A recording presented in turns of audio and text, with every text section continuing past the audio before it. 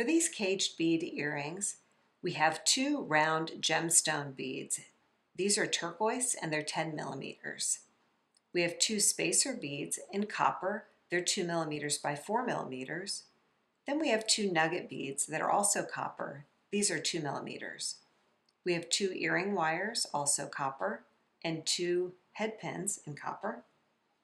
To cage the beads, we're going to use 22 gauge wire in copper.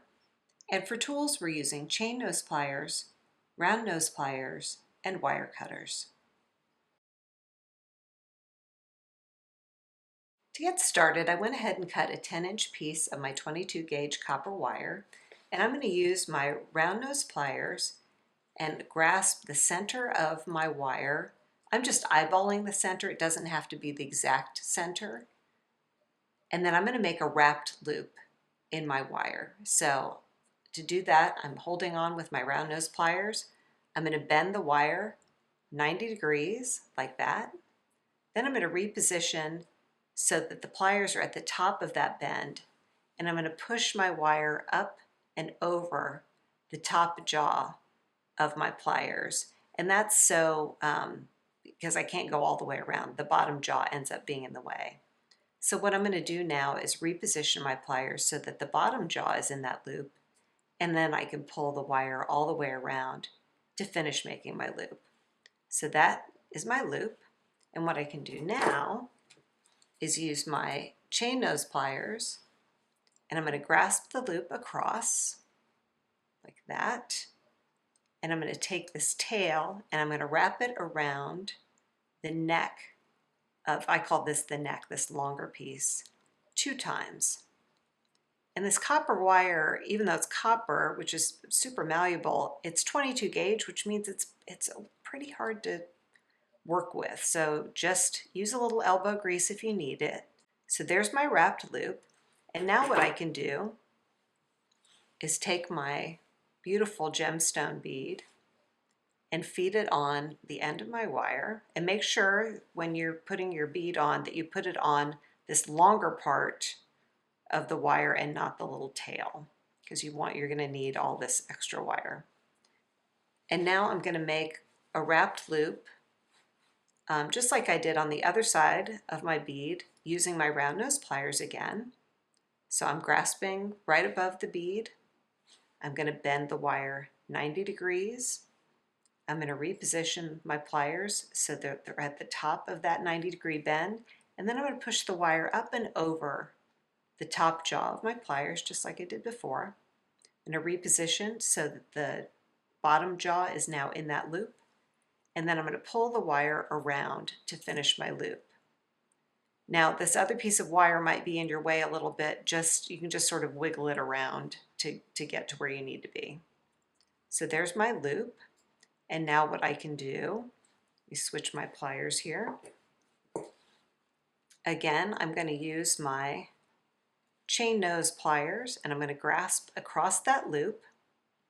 And you can use your round nose pliers, but I just think I get a better grip with the flat part of the chain nose pliers. And I'm going to wrap that tail around the neck just like I did before. Again, I'm kind of maneuvering around this other piece of wire. And I'm going to wrap that loop just like that. So now I've got my bead with my 2 little ends sticking out. And what I'm going to do now is I'm going to make a spiral on each side of my bead. I'm going to show you how you do that. So again, I'm just going to hold my loop across like that, take the end of this piece of wire, and just firmly wrap it around the base of where I made my wrap loop. And the idea is that you want your coils to line up. You don't want them on top of each other. So go slowly, because like I said, this wire is a little bit hard to work with, and you might end up putting it on top of one of your previous coils, and you don't want to do that. And then you want to coil it, 3 or 4 times, but you want to leave enough of a piece there that you can reach across to cage the bead, and I'll show you what I mean.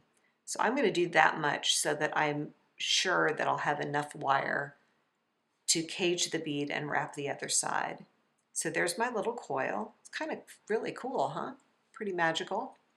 I'm going to switch to my other side and repeat to make a coil at the base of this wrapped loop. So I'm going to do the same thing I did before. I'm going to take this wire end, wrap it around the base of my wraps from my wrap loop, and then keep coiling it around so that the loop or the coils line up rather than end up on top of each other, like that. So now I've got a coil on that end as well. Kind of neat. Now I'm going to cage the bead. To cage the bead, I'm going to take one of my ends, doesn't matter which one, I'm already over here, so I'm just going to hold on to that loop. I'm going to pull the wire around to this side of the bead, like that. And I'm essentially wrapping that wire back around where I have my previous wrapped loop, like that. So now I'm just going to trim that end. And to do that, I'm going to use my wire cutters, and I'm just going to hold on to that end so that so it doesn't fly off into my eye. And I'm going to trim it. There we go. So now one side of the bead is caged, which looks super cool. It's like a spiral that goes around the bead. And now I'm going to do the same thing with the other side. And to do that, I'm going to use my chain nose pliers. I'm going to hold on to the loop that I just wrapped the other end of the wire around, and I'm going to pull the wire around like that, around the bead. I'm going to rotate around the bead like that, and then I'm going to spiral that wire up and around that wrapped loop part. So you see I'm pulling the wire around where I already made my wrapped loop, like that. And now I can use my wire cutters to trim the end. And you get it as close as you can, like that. And there we have our caged bead. They kind of ended up next to each other, which is sort of interesting. And now I'm going to turn this into my earring.